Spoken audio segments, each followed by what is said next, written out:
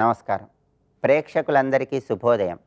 ఈనాటి శుభయోగం శీర్షికన మంగళవారం సందర్భంగా ప్రసిద్ధ సుబ్రహ్మణ్య క్షేత్రమైనటువంటి తిరుప్పారకుండ్రం క్షేత్ర ప్రాధాన్యత ఏంటో పరిశీలిద్దాం. తమిళనాడులో ఉన్నటువంటి 6 ప్రసిద్ధ పుణ్యక్షేత్రాలలో తిరుప్పారకుండ్రం చాలా శక్తివంతమైనటువంటి సుబ్రహ్మణ్య క్షేత్రంగా చెప్పడం జరిగింది. సుబ్రహ్మణ్యేశ్వర స్వామివారు శూరపద్మాసురుడు అనే పేరు కలిగిన రాక్షసుణ్ణి సంహరించిన తర్వాత తిరుప్పారకుండ్రానికి వస్తారు. ఈ తిరుప్పారకుండ్రంలోనే దేవేంద్రుడు సుబ్రహ్మణ్యేశ్వర స్వామి బల పరాక్రమాలకు ఎంతో ఆనందించి తన కుమార్తె అయినటువంటి దేవసేననిచ్చి సుబ్రహ్మణ్యేశ్వర స్వామి వారికి వివాహం జరిపిస్తాడు. కాబట్టి సుబ్రహ్మణ్యేశ్వర స్వామివారు దేవసేనను వివాహం చేసుకున్నటువంటి క్షేత్రం తిరుప్పారకుండ్రం. కాబట్టి ఎవరైనా సరే వివాహపరమైనటువంటి సమస్యలు ఎదుర్కొంటున్న వాళ్ళు, జాతక దోషాల వల్ల వివాహం ఆలస్యమవుతున్న వాళ్ళు తిరుప్పారకుండ్రానికి వచ్చి సుబ్రహ్మణ్యేశ్వర స్వామిని దర్శనం చేసుకున్నట్లయితే వివాహ దోషాలను తొలగింపజేసుకొని అతి త్వరలో వివాహ ప్రాప్తిని సిద్ధింపజేసుకోవచ్చు.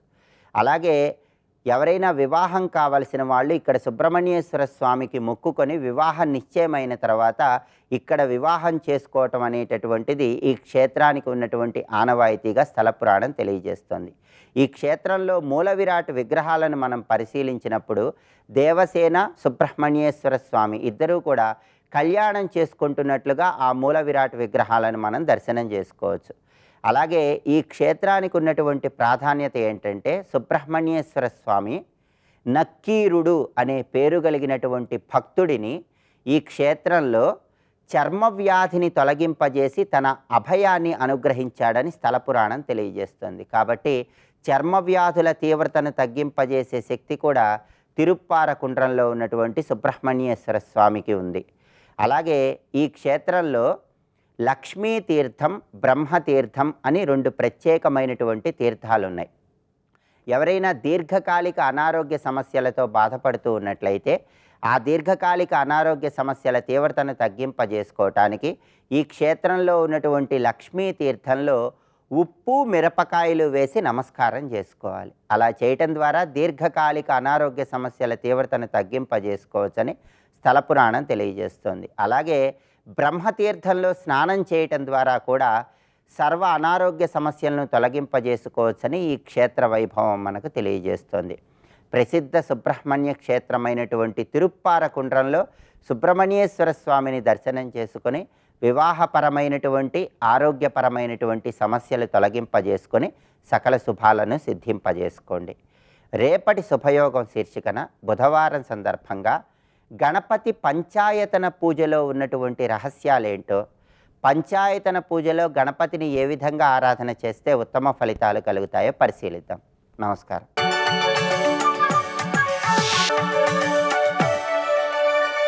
నందకిశోర నవనీత చోర నాద విహార శ్రీధర, నందకిశోర నవనీత చోర నాద విహార శ్రీధర. రాజస తమస్సుల యొక్క సమపాళ్ళుంటూ సత్వం కొంచెం తగ్గితే వాళ్ళ ప్రభావం వైశ్యధర్మం అని చెప్పబడుతూ కృషి గౌరక్ష్య వాణిజ్యం వైశ్వకర్మ స్వభావజం పరిచర్యాత్మకం కర్మ శూద్రస్యాపి స్వభావజం. మిగిలిన 2 వర్ణాలు కలిపి ఇక్కడ చెప్పారు. ఇక్కడ కృషి గౌరక్ష వాణిజ్యం అంటే పూర్వం వ్యవసాయం, దానివల్ల వచ్చే ఆదాయాలు వాటిని చూసుకోవడం, ధన సంబంధమైన విషయాలన్నీ కూడా వైశ్వకర్మ స్వభావజం.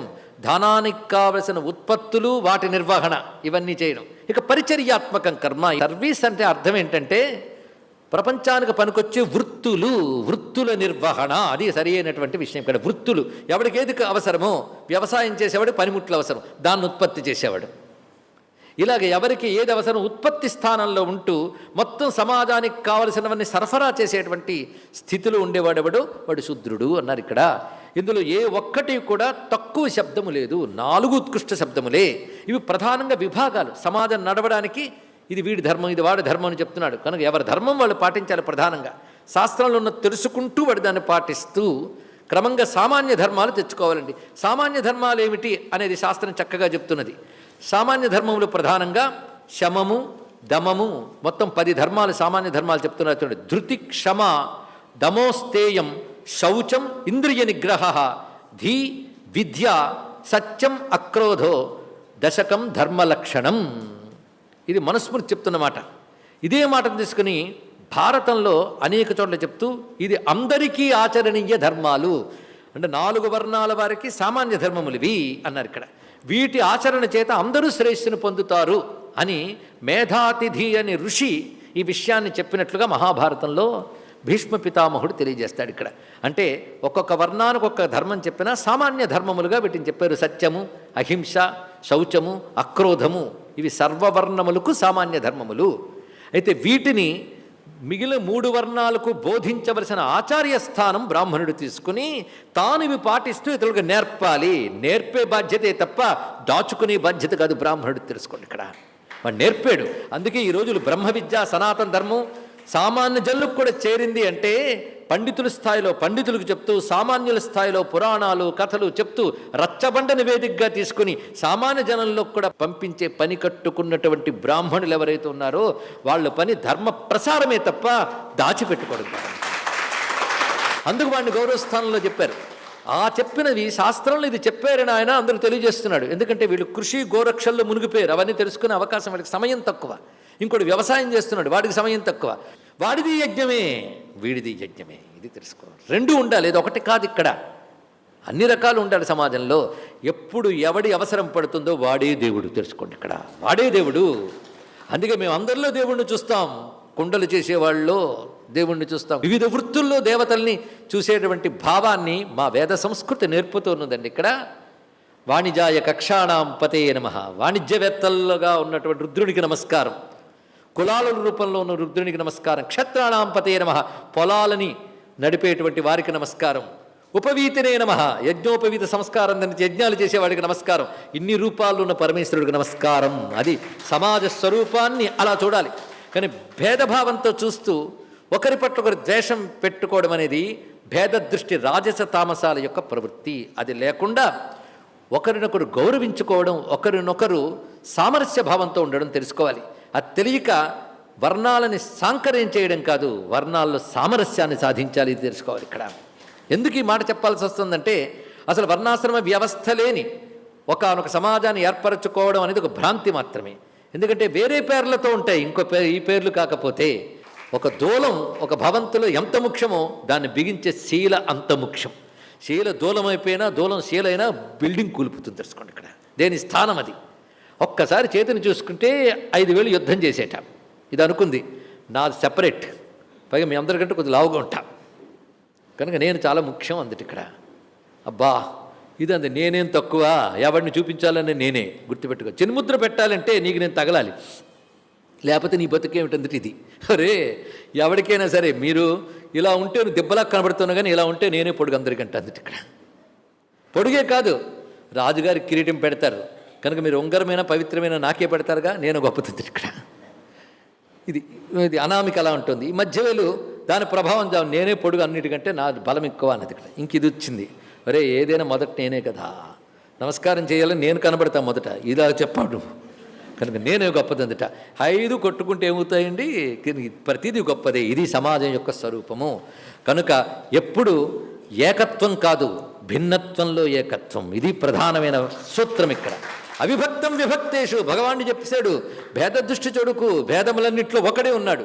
కనుక సమత్వం ఎక్కడ ఏర్పడుతుంది అంటే ఆత్మదృష్టితో. ఉపాధి దృష్టితో సమత్వం సాధ్యం కాదు, సామరస్యం సాధ్యం చేసుకో. కనుక విషమంగా కనబడుతున్న ఉపాధుల్లో సామరస్యం ఉంటే సమత్వాన్ని తెలుసుకోగలవు. సామరస్యం అనేది సమాజంలో వీటన్నిటి యొక్క ఆవశ్యకత ఉన్నది. అందుకే అన్నిటినీ గౌరవించాలి, ఒకరు ఇంకొకరిని గౌరవించడం నేర్చుకోవాలి. దేని అవసరం వచ్చినప్పుడు వాడే భగవంతుడు. అంతెందుకు, ఒకప్పుడు భారతదేశంలో పల్లెలు ఎలా ఉండాలో చూడాలండి. అక్కడ విప్రుడు ఉంటాడు, మరొక ఇతర వర్ణాల వారు ఉంటారు. వాళ్ళందరూ అమ్మ, అక్క, చెల్లి, బాబాయ్, బావా అని పిలుచుకుంటారు. కానీ ఎవరి ఆహారం, ఎవరి ఆచారం, ఎవరి విహారం వారిది. గౌరవాలు మాత్రం అలా ఉండేవండి ఇక్కడ. అలా అది అసలైన భారతీయ సమాజం. నిన్న మొన్నటి వరకు కూడా చక్కగా కొనసాగింది వ్యవస్థ. వైషమ్యాలు ఎందువల్ల ఏర్పడ్డాయంటే కలి ప్రభావం చేత ఏర్పడ్డాయి. ఇది తెలుసుకునే ప్రయత్నం చేయాలి. అందుకే భారతంలో ఎవడు గొప్పవాడు అంటే నహుష ప్రశ్నలో దీన్ని చక్కగా తెలుస్తాడు. నహుష ప్రశ్న అంటే డిస్కషన్, క్వశ్చన్ అండ్ ఆన్సర్ కాదు అది. ఇక్కడ ఇట్స్ డిస్కషన్. ప్రశ్న శబ్దానికి అర్థం డిస్కషన్, అది చర్చ. అదే క్వశ్చన్ అని కాదు. ఇక్కడ నహుష ప్రశ్న ధర్మరాజు నహుషుడు చర్చ చేస్తారండి. ఒక ఉత్తమ విషయ చర్చ చేయడం వల్ల శాపవిముక్తి జరిగింది ఆయనకి, నహుషుడికి. అది రహస్యం. యక్ష ప్రశ్న లాంటిది కాదు నహుష ప్రశ్న. ఒక విషయ చర్చ చేస్తాడు, విషయ చర్చ అంతా బ్రాహ్మణ్యం ఇచ్చేస్తాడు. అక్కడ ఒక మాట చెప్తాడు, నాయన సమాన ధర్మములు ధృతి క్షమాదమస్తేయం అని చెప్పుకున్నది అందరికీ. ఇవి కానీ ఎవడిలో ఎక్కువగా ఉంటే వాడు బ్రాహ్మణ సముడే, వాడు తప్పకుండా తరిస్తాడు. అయితే ఈ గుణాలు ఎలా ఉన్నప్పటికీ కూడా పరంపరాగతంగా ఏ వర్ణం వారికి వచ్చిన ధర్మాన్ని వారు కాపాడుకోవాలి, తరువాత తరాలకు అందివ్వాలి. సాంకర్యమైతే ఎక్కడ అందిస్తాం? పైగా వీటి గురించి ఇంత చర్చ ఎందుకు చేయవలసి వచ్చిందంటే దాటి వెళ్ళిపోవచ్చు కదా అంటే, ఇది అడ్డం పెట్టుకుని కృష్ణ పరమాత్మని నిందిస్తే మేము సహిస్తామా? కృష్ణ పరమాత్మ ఇచ్చిన జ్ఞానం యూనివర్సల్, అది తెలుసుకోండి. ఎక్కడైనా ఏదో రూపంతో ఉంటుంది భేదం.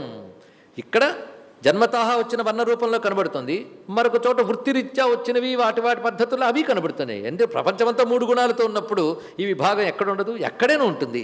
అసలు దేవతల్లో కూడా ఉన్న ఈ వెరైటీలు తెలుసా మీకు? కొన్ని గ్రహాల్లో బ్రాహ్మణ గ్రహాలు, ఈ గ్రహాలు ఉన్నాయి, వాళ్ళు దేవతలే. వృక్షాల్లో ఉంది బ్రాహ్మణ శిల ఉంటుందిట, అంటే జంజం వేసి కూర్చుంటుందా? దానికి స్వభావం ఉంటుంది. అంటే అవి కూడా నిర్మాణంలో అవసరమే. ఏ శిలతో ఏది చేయాలి, వృక్షాలు ఏమిటి అంటే సమస్త విశ్వజ్ఞానాన్ని చక్కగా తెలుసుకుని దేనిలో ఉన్న స్వభావం అనుగుణంగా దానికి ఒక్కొక్కటి విభాగం చేసి దేనికి వాడుకోవాలో చెప్తూ ప్రతి దానిలో పరమాత్మను చూడమని చెప్పినటువంటి గొప్ప సంస్కృతి అండి భారతీయ సంస్కృతి. స్వస్తి.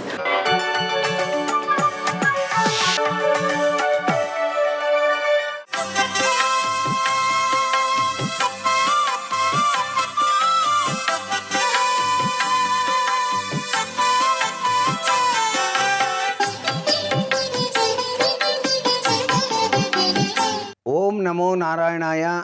ఓం నమఃశివాయ. శ్రీమాత్రే నమః. మంగళకరమైనటువంటి మంగళవారం నాడు మంగళగౌరీ దేవిని కూడాను మనం ప్రార్థిస్తాం. అలాగే మంగళకరమైనటువంటి ప్రభావంతో పాటుగా అద్వితీయమైనటువంటి అన్ని రకాలైనటువంటి విజయసిద్ధుల్ని కూడా ప్రసాదించేటువంటి ఆంజనేయ స్వామి వారిని కూడా మనం ఆరాధిస్తాం. ఆంజనేయ స్వామిని ఆరాధన చేసే ప్రతి వాళ్ళు కూడాను తారక మంత్రమైనటువంటి రామనామాన్ని తప్పనిసరిగా జపించాలి. ఓం రామాయ నమః అని చెప్పేసి అనుకొని తర్వాతనే మనోజవం మారుతతుల్య వేగం జితేంద్రియం బుద్ధిమతాం వరిష్టం అంటూ ఆంజనేయ స్వామి వారిని మనస్ఫూర్తిగా ధ్యానం చేసి స్వామికి ప్రీతికరమైనటువంటి అరటి పండ్లతోటి చక్కగా స్వామిని మంచి మాలికను తయారు చేసి కూడాను స్వామికి అలంకారంగా ఇవ్వచ్చు. ఎందుకంటే ఆయన అరటి తోటలలో ఇప్పటికీ కూడాను సంచరిస్తూ ఉంటాడు అని శాస్త్రం. ఆయన చిరంజీవి కదండి మరి. అందుచేత ఆయనకి అరటి తోటలంటే చాలా ప్రీతి. అక్కడే కూర్చొని రామనామాన్ని అనుక్షణం చేస్తూ ఉంటాడుట. అందుకే అరటి పండుని నైవేద్యంగా సమర్పించి 10 మందికి కనుక పంచినట్లయితే రామనామం చెబుతూ స్వామివారు వెంటనే అభీష్టములన్నింటినీ కూడాను సిద్ధింపజేస్తాడు అని చెప్పేసి శాస్త్రం. ఇంతటి గొప్ప విశేషం మనం మంగళవారం నాడు చెయ్యాలి. అంతేకాకుండా అరటి చెట్టు దగ్గరికి వెళ్ళి ఆ చెట్టుకు పసుపు పూసి దీపారాధన చేసి సాంబ్రాణి కడ్డీలు వెలిగించి నమస్కారం కనుక చేసినట్టయితే కూడాను ఆంజనేయ స్వామి వారు తన దివ్యవంతమైన అనుగ్రహాన్ని ప్రసాదిస్తాడు అని కూడా శాస్త్రం. ఆంజనేయ స్వామి వారిని ఎవరైనా సరే కొలిచేటప్పుడు హా అన్నా కూడా గొప్ప విశేషమే. హనుమంత అని అర్థం. హా అంటే ఏమిటి? గొప్ప శక్తివంతమైనటువంటి అక్షరం అది. అందుచేతనే హనుమంత హనుమంత హనుమంత బలవంత అంటాం. ఆ బలవంత అనేటువంటి లక్షణం హా అనేటువంటి అక్షరంలో దాగి ఉంది కాబట్టే హనుమంతాయ నమః అని చెప్పేసి మనస్ఫూర్తిగా ధ్యానం చేస్తే పటిష్టమైనటువంటి శరీర దారుఢ్యాన్ని ప్రసాదిస్తాడు ఆ యొక్క రామదూత అని చెప్పేసి శాస్త్రం. సర్వే జనా సుఖినో భవంతు.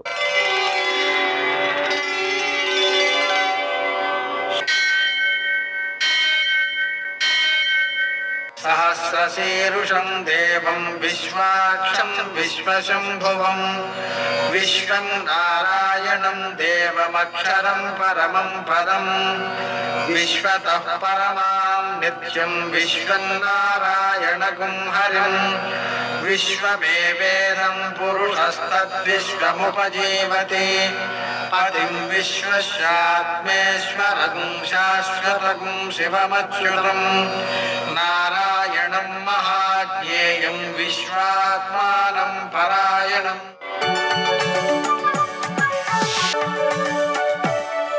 सूर्यशौर्यमथेन्दुरिन्द्रपदवी సన్మంగళం మంగళం. ఈటీవీ ప్రేక్షకులకి నమస్కారం. అరుణాం కరుణాతరంగితాక్షీం ధృతపాశాంకుశపుష్పబాణచాపాం అణిమాదిభిరావృతాం మయూఖైః అహమిత్యేవ విభావయే భవానీం. నేటి కాలమాన విశేషాల్ని గమనిద్దాం. స్వస్తి శ్రీచాంద్రమాన క్రోధినామ సంవత్సరం ఉత్తరాయణం, గ్రీష్మ ఋతువు, జ్యేష్ఠమాసం, శుద్ధపక్షం, మంగళవారం, సూర్యోదయం 5:45 సూర్యాస్తమయం 6:46. ఈరోజు తిథి పంచమి, సాయంత్రం 5:31 వరకు. నక్షత్రం ఆశ్లేష, రాత్రి 11:41 వరకు. వర్జ్యం ఉదయం 11:34 నుండి 1:18 వరకు. దుర్ముహూర్తం ఉదయం 8:21 నుండి 9:13 వరకు. తిరిగి రాత్రి 11:10 నుండి 11:54 వరకు. ఇక అమృత ఘడియలు రాత్రి 9:57 నుండి 11:41 వరకు. రాహుకాలం సాయంత్రం 3 గంటల నుండి 4:30 వరకు. అష్టక వర్గరీత్యా శుభప్రద సమయం ఉదయం 10:30. ఈరోజు లలితా వ్రతం. ఇది చాలా గొప్పదైనటువంటి వ్రతం. లలితనే సేవిస్తాను అని అనుకుంటూ, అంటే మిగిలిన దేవతలని మీద ద్వేషంతో సేవించననేది కాదు, లలితాదేవినే సేవిస్తాననే అభిప్రాయంతో ఆమెనే నిరంతరం ధ్యానిస్తూ ఉండడం. అమ్మవారు ఎప్పుడూ కూడా తెల్లవారుజామున మళ్ళీ సూర్యాస్తమయ కాలంలో విశేషమైనటువంటి ఫలితాలని ఇస్తుంది అని అమ్మవారికి సంబంధించినటువంటి స్తోత్రం తెలియచేస్తూ ఉంటుంది. అంచేత సూర్యోదయం ఎప్పుడైతే అవుతుందో దానికి ముందు కాలంలోనే లలిత అష్టోత్తరం కానీ లలిత సహస్రం కానీ చదివితే, అదేవిధంగా సూర్యుడు అస్తమించడానికి ముందే ఈ లలిత అష్టోత్తరాన్ని కానీ లలిత సహస్రనామాల్ని కానీ ఒక్కమారు చదవగలిగితే కుటుంబంలో ఉండేటటువంటి అసౌఖ్యం, అశాంతి పూర్తిగా తొలగిపోతాయి. అబ్బో, మా పిల్లలకి చదువు కావాలి కాబట్టి సరస్వతీదేవిని ఆరాధించాలి కదా, లలితని ఆరాధిస్తే పిల్లలకి చదువు వస్తుందో రాదో అనుకోకర్ల. సరస్వతి శాస్త్రమయీ గుహాంబా గుహ్య రూపిణి. సరస్వతీదేవి స్వరూపాన్ని నేనేరా, నా అంశే సరస్వతీదేవిని అమ్మవారు తెలియజేస్తోంది. మాకెప్పటి నుంచో పార్వతీదేవే కుల దైవం అండి, పార్వతీదేవినే ఆరాధిస్తాం. పార్వతీ పద్మనయన పద్మరాగ సమప్రభ. నా అంశే పార్వతీదేవి అంచేత నన్ను ఆరాధిస్తే ఆమెనే ధ్యానించినట్టు. మేము శైవులం, శివుణ్ణి మాత్రమే ఆరాధిస్తాం. మేము లలితను ఎందుకు ఆరాధించాలి? శివుని కోపం వస్తుందేమో అనుకోకల. శ్రీ శివ శివశక్తి ఐక్య రూపిణి లలితాంబిక. శివుడు శక్తి అయినటువంటి మీ ఇద్దరు ఒకటే, మా ఇద్దరిలో భేదం లేదు అని అమ్మవారే తెలియజేస్తుంది. ఇలా మీరు ఒక్కసారి కానీ ఆలోచిస్తే లలిత సహస్రనామాల్ని జాగ్రత్తగా పరిశీలించి చూస్తే మొత్తం మనకు కనిపించేటటువంటి దేవతలందరూ కూడా ఆ లలితా సహస్రనామాల్లో కనిపిస్తారు. అంచేత లలితాదేవిని నేను ఆరాధించదలుచుకున్నాను అని ఆరాధిస్తాననే వ్రతాన్ని కానీ ప్రారంభించుకున్నట్టయితే సర్వదేవతల ఆరాధన ఈ రోజున ప్రారంభమైనట్టుగా లెక్కించుకోవచ్చును. నేటి ఆణిముత్యాలు.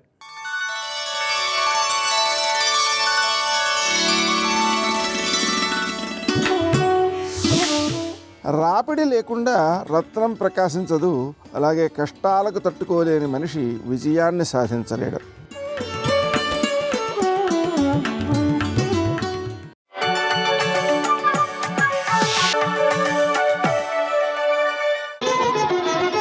జయ జయ జయ జయ జయ శ్రీ హనుమా, జయ జయ జయ జయ ప్రభుదయ గనుమా.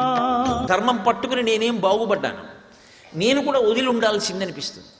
వదిలి ఉండాల్సింది అని అనిపించినప్పుడు కూడా వదలకుండా పట్టుకున్న ధర్మం కాపాడి తీరుతుందని పట్టుకున్న వాడెవరో వాడు శ్రద్ధావంతుడు తప్ప అప్పటికలా అనిపించిందని వదిలేస్తే అది శ్రద్ధ కాదు. అందుకే ధర్మం ఎవరు బాగా పట్టుకుంటారో వాళ్ళకే పరీక్ష వస్తుంది. ఎందుకంటే వాడే శాశ్వత కీర్తికి పాత్రుడవుతాడు. అందుకే సీతమ్మ తెల్లొక మాట అంటోంది, ఈ ఒరిపిడి ఆవిడికి రావాలి, రాకపోతే కావ్యానికి అందమే ఉందండి. సీతారాముల కథ మధురాతి మధురమైన కథ, దానికి ఏ తత్వాలు చెప్పక్కర్లేదు. రామకథని రామకథగా చెప్తే చాలు. ఎన్ని మాటలు విన్నా మధురమే. మీకెవరికి రామాయణం తెలీదా? సుందరకాండలో ఏమవుతుందో మీకు తెలీదా? అంటే అది వాల్మీకి మహర్షి ఇచ్చినటువంటి కావ్య సౌందర్యం. ఆ కథకి కథగా అంత అందం ఉందంతే. ఆ తల్లి ఒక మాట అంటోంది, అనన్యదైవత్వం ఇయం క్షమాచ. నా ధర్మాన్ని నేను పట్టుకున్నాను. ఏమిటి నా ధర్మం? నాకు వేరు భగవంతుడు లేడు, నాకు పరమేశ్వరుడు ఉన్నాడా లేడా వీటితో సంబంధం లేదు. నాకు కనపడుతున్న దైవం, నాకు ప్రత్యక్షంగా కనపడేటటువంటి దైవం అని, ఆయనతో ఉండడమే నాకు సమస్తమని, ఆయన లేని ఏ భోగమైనా నాకు దుఃఖమేనని, ఆయన ఉన్నది అయోధ్య అని, ఆయనతో కలిసి నేను వచ్చాను. ఆయన నుంచి విడిపడ్డాను. విడిపడినా ఆయనని మనసులో ధ్యానం చేయడం పరమేశ్వర ధ్యానమే. ఆయన రూపంలోనే పరమేశ్వరుడు నన్ను రక్షిస్తాడు తప్ప వినా ఆయన కాకుండా భగవంతుడు వచ్చి రక్షిస్తాడని నేను అనుకోలేదు. ఆయనే వచ్చి రక్షిస్తారని రామపాదములని ఆశ్రయించాను. కాబట్టి నాకు దైవం రాముడు. నేనంత ఉపాసన చేశాను. ఈ ఉపాసన చేసినప్పుడు రాముడు వచ్చాడా లేదా కాదు అక్కడ ప్రాతిపదిక. భర్తని అలా ఉపాసన చేసిన పతివ్రత రక్షింపబడుతుంది. ఇది శాస్త్రము యొక్క ప్రమాణం. పతివ్రత ధర్మాన్ని ఏ స్త్రీ పాటించిందో ఆమె సూర్యచంద్రుల గతులను మార్చగలదో అనసూయమ్మ నిరూపణం చేసింది ఈ లోకంలో. సుమతి నిరూపణం చేసింది. నేను అదే పట్టుకున్నాను, అదే పతివ్రతా ధర్మం పాటించాను. భూమౌచ శయ్య, భర్త పక్కన లేడు కాబట్టి నేను మంచం మీద కూడా పడుకోలేదు, కటిక నేల మీద పడుకున్నాను. అలా పడుకోవడానికి యోగ్యం కాదు. ఎందుకంటే జనక మహారాజు గారి పుత్రి అయోనిజ, దశరథ మహారాజు గారి పెద్ద కోడలు, రామచంద్రమూర్తి ఇల్లాలు. నేను ఒక తల్పం మీద పడుకుంటానంటే అక్కడ ఇవ్వని వాళ్ళు ఎవరూ లేరు. కానీ ఆవిడ స్వచ్ఛందంగా పెట్టుకున్న నియమం చేత భూమి మీద పడుకుంది. భూమౌచ శయ్య, అది ఎక్కడ? లంకాపట్టణంలోనే అని అనుకుంటున్నారేమో. ఒక్క లంకలోనే కాదు, అసలు కళ్ళంబట నీళ్లు పడకుండా చదవలేము. నేను ఒకప్పుడు మా గురువుగారు రాత్రి 10ంటికి మా ఇంటికి వచ్చారు. ఏం చేస్తున్నావురా అన్నారు. అయోధ్యకాండ చదువుతున్నానండి అన్నాను. ఎన్నాళ్ళయింది మొదలుపెట్టి అన్నారు. ఓ 3 రోజులు అయింది గురువుగారు అన్నాను. ఎక్కడి వరకు వచ్చావు అన్నారు. ఇవాళతో పూర్తి అయిపోయింది గురువుగారు అన్నాను. ఆయన నా వంక అలా నోరు తెరిచి చూస్తూ ఉండిపోయారు. అదేం గురువుగారు అలా చూస్తున్నారన్నాను. అయోధ్యకాండలో 4 సర్గలు చదవడానికి నాకు 10 రోజులు పడుతుందిరా. కళ్ళమ్మని నీళ్ళు వచ్చేసి ముక్కులోంచి నీళ్ళు వచ్చి 3 రోజుల్లో అయోధ్యకాండ ఎలా చదివేశావురా అన్నారు. ఆయన అనుభవించిన వారు, నేను చదివినవాడిని. తేడా లేదు. సీతారాముల కష్టాలు ఆయన కష్టాలు. ఆయన దాంతో తాదాత్మ్యత చెంది చదువుకుంటారు. అందులో ఒక విషయం చెప్తారు. సీతారాములు అరణ్యవాసానికి వచ్చారు. అరణ్యవాసానికి వచ్చి గుహుడి దగ్గరికి వెళ్ళారు. గుహుడు అరటి పట్టలు ఆకులు తెచ్చి నేల మీద పడేసి రామా పడుకో అన్నాడు. రాముడు పరమధర్మాత్ముడు, ధర్మం ఆయనకి శాంతి. ఒక వ్యక్తి నిద్రపోతున్నాడు అంటే అతని మనసు ప్రశాంతంగా ఉంటే నిద్రపడుతుంది. అయోధ్య విడిచిపెట్టి వచ్చి నా తండ్రి ఎంత బాధపడుతున్నాడో, నా తల్లి ఎంత బాధపడుతోందో, ఇవాళ రాత్రి మా నాన్నగారు అన్నం తినరు, ఏడుస్తూనే ఉంటారు నేను కనపడలేదని. అందుకని నేను అన్నం తినలేను. మా నాన్నగారు తినలేకపోయి ఏడుస్తూ ఉంటారని గుర్తొచ్చిన నేను ఎలా అన్నం తింటాను? నాకొద్దు పళ్ళు కూడా, కానీ ధర్మం తప్పడు, ఆచమనీయం తీసుకుని పడుకుంటాను అని ఆచమనం చేసి పడుకున్నాడు. సర్వం శ్రీ ఉమామహేశ్వర పరబ్రహ్మార్పణమస్తు. స్వస్తి.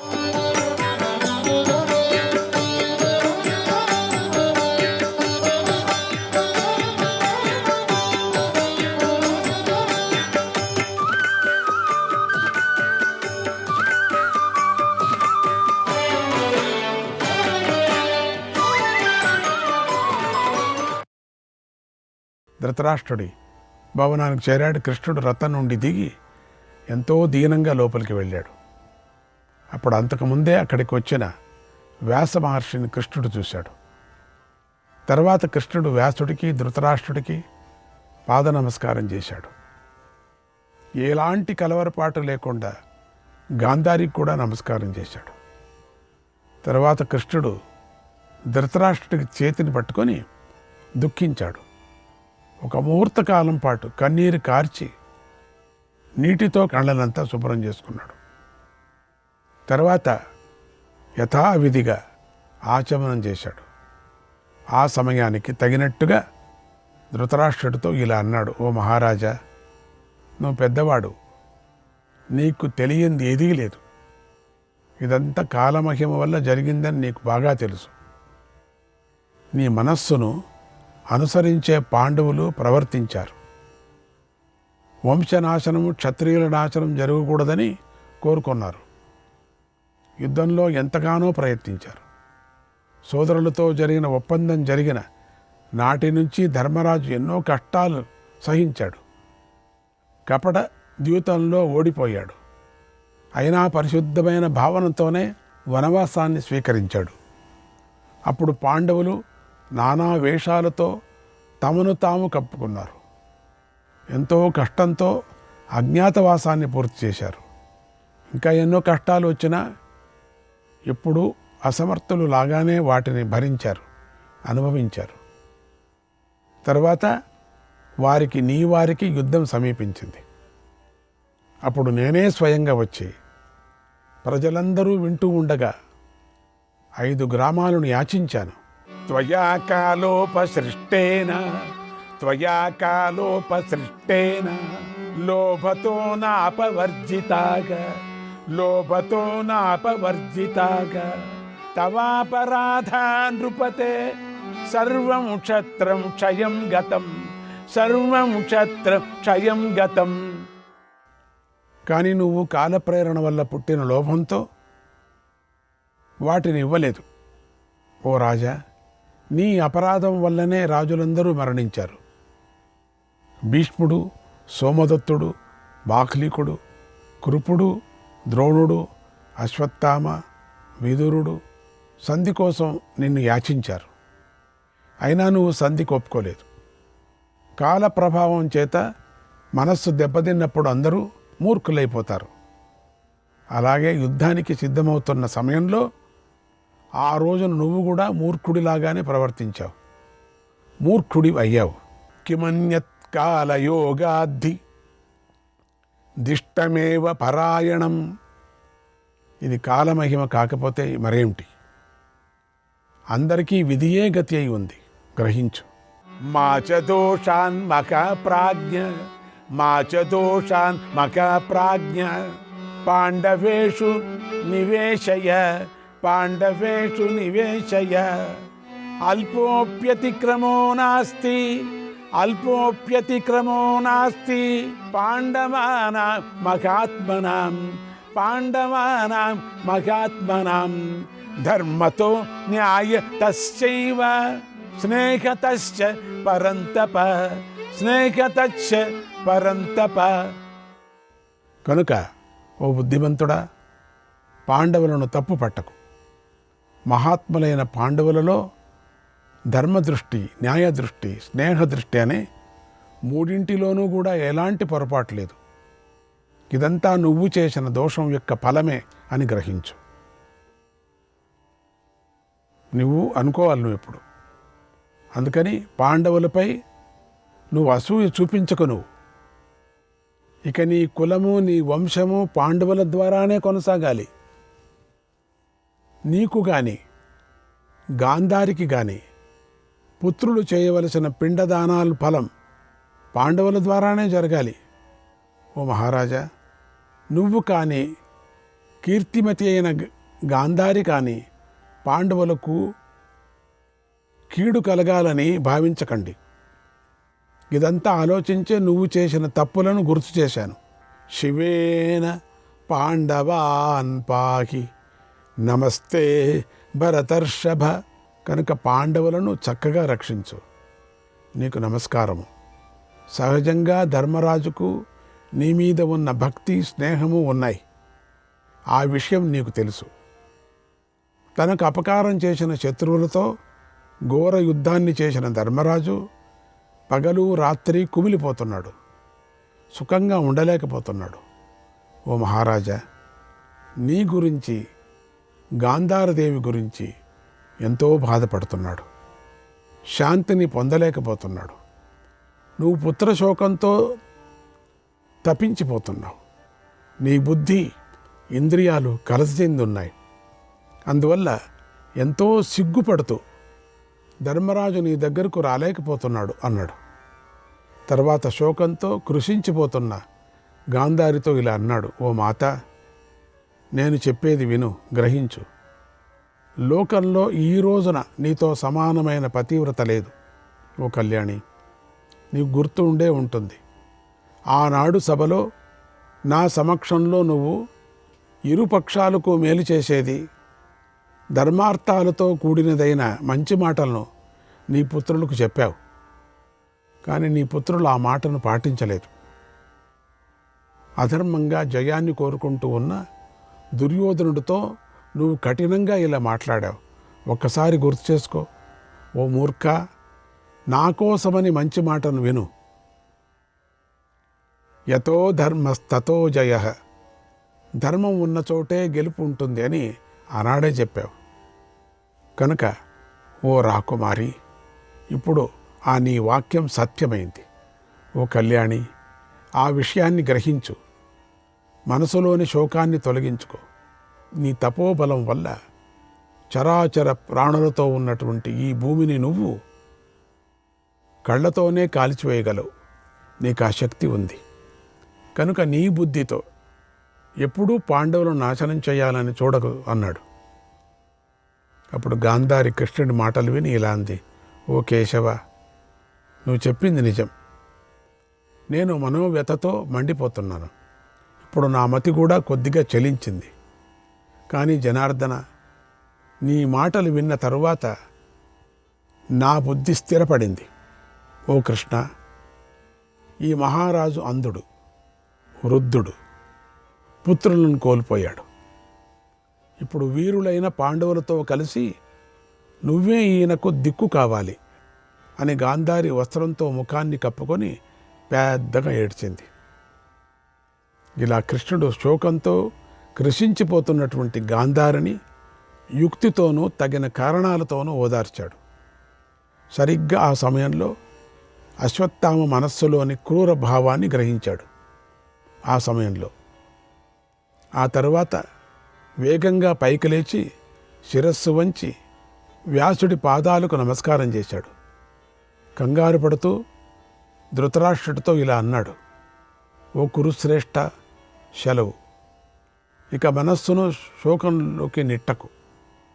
ఇప్పుడు అశ్వత్థామ పాపాలోచనలు చేశాడు అంటే తనకు అనిపిస్తున్నది.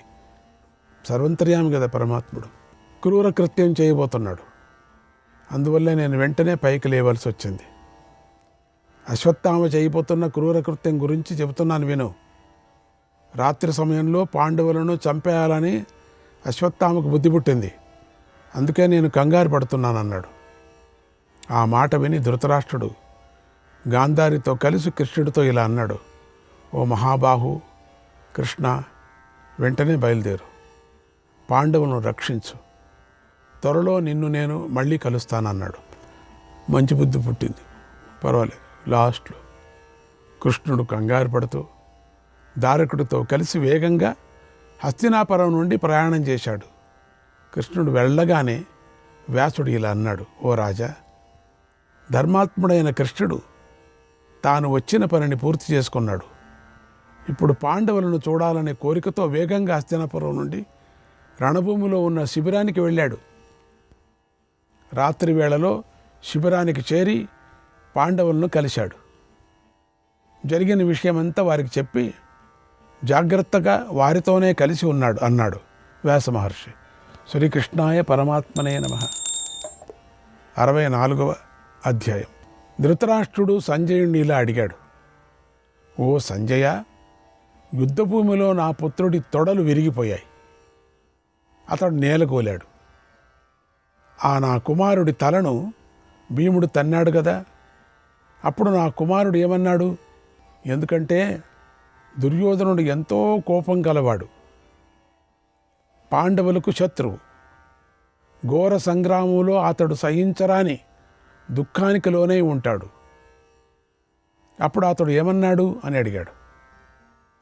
అప్పుడు సంజయుడు ఇలా చెప్పాడు, ఓ రాజా, అంతా సర్వనాశమైపోయిన ఆ దుఃఖ సమయంలో నీ పుత్రుడి యొక్క తొడలు విరిగిపోయాయి.